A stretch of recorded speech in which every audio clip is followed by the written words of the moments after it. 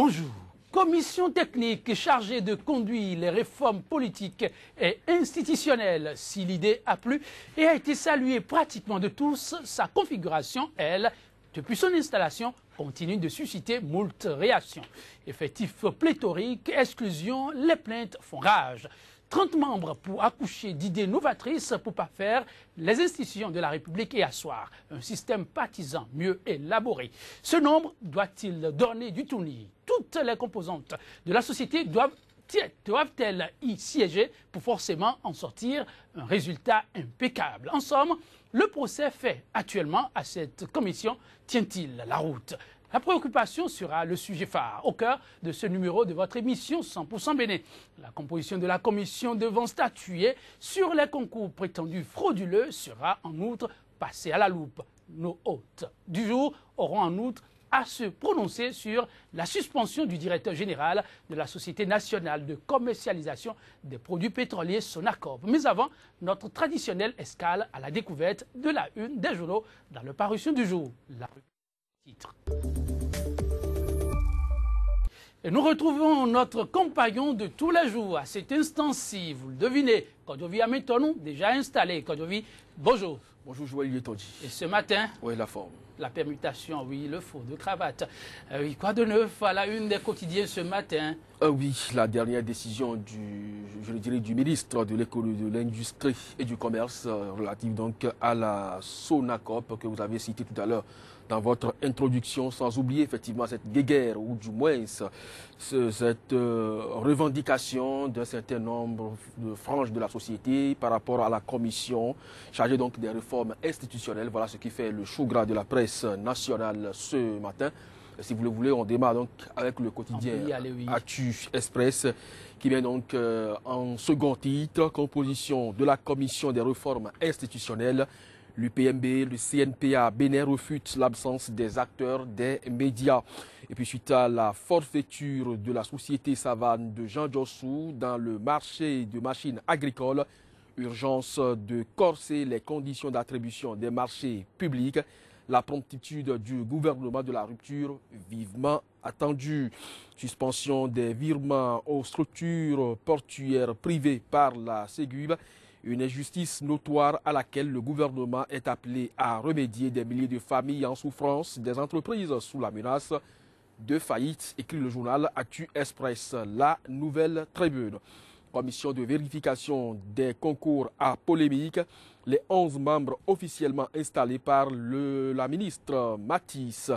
Et puis gestion des sociétés d'État, Irénée Agossa, le premier DG griot de Yahi emporté par le nouveau départ. L'affiche du jour, démission en cascade au Parlement, menace sur les groupes parlementaires de Rachidi Badamassi et Octave Houdegbe, puis désignation du nouveau président de la commission des lois du Parlement.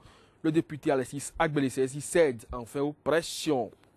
Le quotidien Le Challenge, après le crime économique du gré à gré de 1,451 milliard de francs CFA, le président Talon doit ressortir le dossier machines agricoles et interpeller la société Savane. Gestion calamiteuse de la Sonacorp. Todjirou Lokossou et les syndicalistes ont eu la tête de Irénée Agossa, le confrère de la matinée Mexico hier. La FIFA suspend le Bénin jusqu'à ce que le pays se conforme aux prescriptions de non-émission de la justice étatique dans la gestion des affaires du football. Présumé mauvaise gestion à la Sonacorp, Irénée Agossa, le DG, est suspendu. Conseil des ministres, beaucoup de nominations attendues dans la journée. Le pays émergent, construction de la centrale à turbine à gaz Maria Gletta et location de groupes électrogènes. Le député Dakpesossou interpelle le gouvernement et demande de faire la lumière sur ces dossiers. Lire sa question orale avec débat. Et puis en raison de la décision du tribunal de première instance de Porto Novo qui a empêché la tenue du congrès électif de la FBF, la FIFA suspend le Bénin de toute compétition internationale avec effet immédiat. Le potentiel sortie médiatique de l'opérateur économique Emmanuel Gagnon hier, les 7 raisons favorables à la réussite du quinquennat de Patrice Talon. Avènement du régime de la rupture, Talon a le pouvoir, mais c'est Yahi qui l'exerce. On dirait que Talon a été bassé pour ne pas se débarrasser de morve qui mouche les narines du nouveau départ. L'économiste, réalisation des audits, les Béninois attendent la publication des rapports. Les Échos de la vallée, paiement de 19 milliards 300 millions de francs CFA en cours. Le gouvernement redonne espoir aux cotonculteurs. Nouvelle expression, Conseil des ministres. Aujourd'hui, le mercredi, des nominations s'interrogent. Le journal et puis commission technique chargée des réformes institutionnelles et politiques. Maître Sadikou Alao apprécie. Et puis Nord-Sud quotidien Joël Yetondi pour terminer. Suspension du Bénin par la FIFA, s'exclame le journal. Anjorin et Paraïso plus fort que l'État.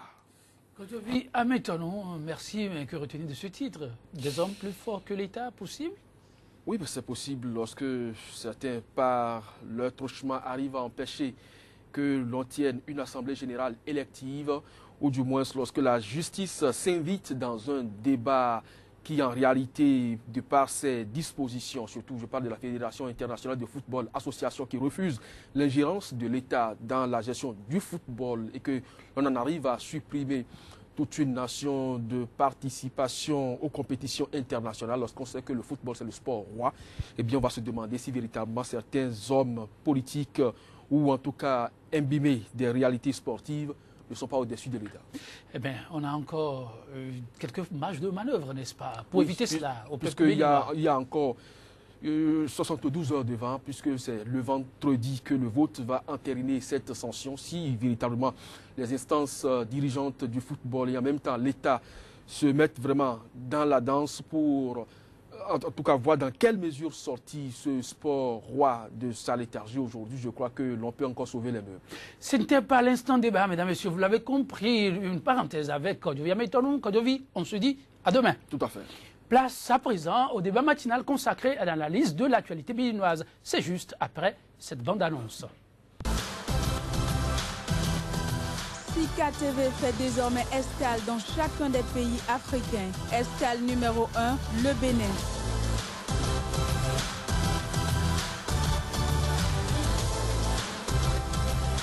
Retrouvez désormais sur Sika TV votre émission 100% Bénin consacrée exclusivement à l'analyse de l'actualité au Bénin. Pendant 45 minutes, la parole sera donnée aux spécialistes de l'information et autres analystes pour décrypter l'actualité socio-économique et politique.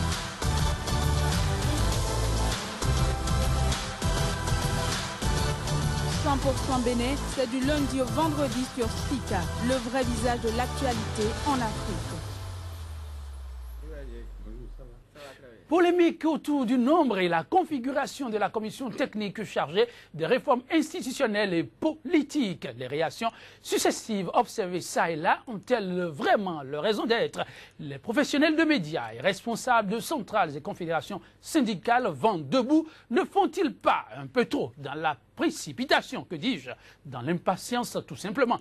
Qui mieux que les concernés pour nous éclairer sur la prise de position de ces jours-ci. Le plateau de 100% Bénin s'honore de recevoir pour le compte des hommes de médias Gérard Agoyon. Il est le directeur général du quotidien béninois d'information, l'événement précis et secrétaire général du CNPA, le Conseil national du patronat de la presse et de l'audiovisuel. Gérard Agoyon, bonjour. Bonjour Joël. Et merci pour la disponibilité. Tout le plaisir est pour moi. Les patrons sont pas souvent libres, hein, mais j'imagine. Oh, ils sont là dès qu'ils ont l'invitation. Merci beaucoup. Oui.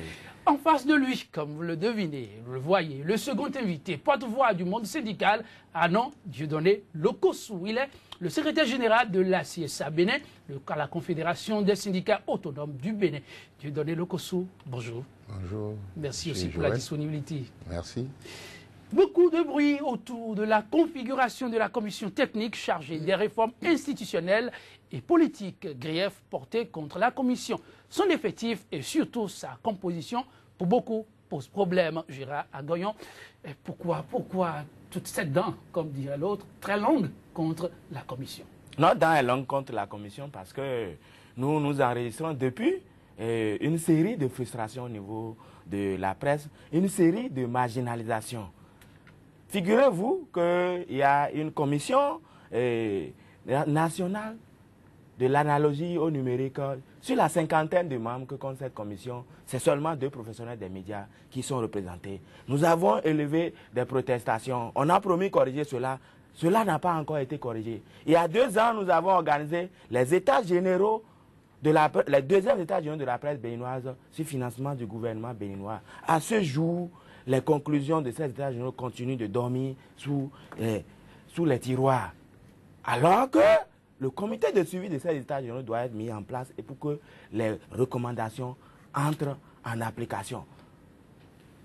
Nous en étions là lorsque la présidentielle s'est invitée et le président Patrice Talon, le candidat Talon, a fait partie de l'un des rares candidats à avoir annoncé des réformes au niveau de la haute autorité de l'audiovisuel et de la communication. Et vous savez que ces dernières années, notre institution de régulation fait partie des institutions qui ont été les plus éprouvées. Et donc, sa promesse de faire que ce soit les professionnels des médias qui animent cette institution a suscité un vent d'espoir dans le rang de nous, les professionnels des médias.